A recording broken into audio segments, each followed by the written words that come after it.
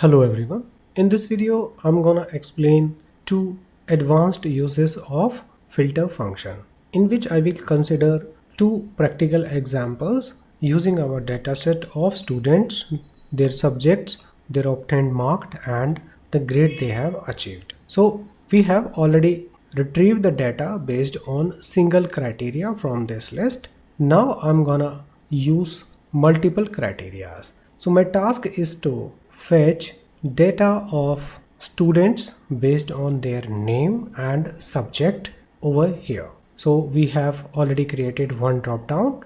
So now I'm creating a drop down for subject. So I'm gonna copy all subject and paste it over here. Go to home tab and paste as values, and I will create a drop down list over here. So I'm gonna select this cell and just go to data tab, go to data validation, select the data validation once again, and from here we need to select list. In the source we give the reference of the list of all subjects and then click OK. So we got our list of all subjects. So I'm gonna select one subject for reference purpose only, and from here onwards we want to retrieve the data based on the name. I'm gonna select from here and the subject. So two criteria will be there and we need to filter out the data from this data set. Now I'm copy and paste the header from the above and select the F20 cell, type equals to filter function. In the array we need to select the complete table, which we have already discussed how to select. Table 4 name appeared in the array, then comma. This time I'm gonna give two criterias. For this I will start open bracket, in which first we need to filter out our student's name. So I will select the complete column of students equals to, give the reference of the drop down of the student name return. So this is our first criteria. Now closing the bracket, and now I'm gonna use Boolean functions of the Excel. So there are two Boolean functions can be used. So there are two conditions which must be true. We will use asterisk sign to work as AND. There are two conditions. The first one AND, second condition.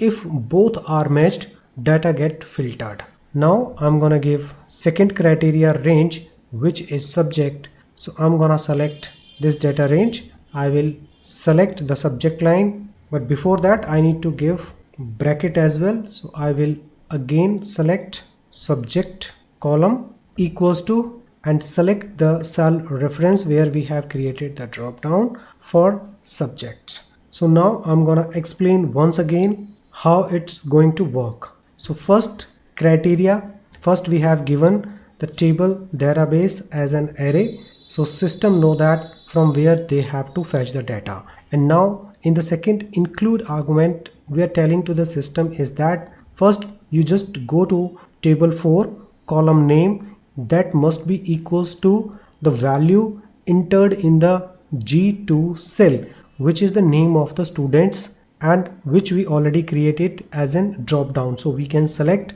instead of typing from the drop down list, and then we use asterisk, which is working as the conjunction, or we can say Boolean function. We are telling to system is that we have already defined one condition and our second condition must be true. So you need to display the data whenever the two conditions are true. The second condition is table 4 subject column equals to the cell value in cell G17, which is the name of the subject.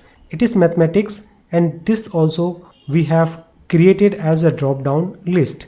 Now both conditions we have given. We can use plus sign instead of asterisk if our multiple conditions connected with OR condition, means any one of them are true and data will get filtered based on OR conjunction or Boolean functionality.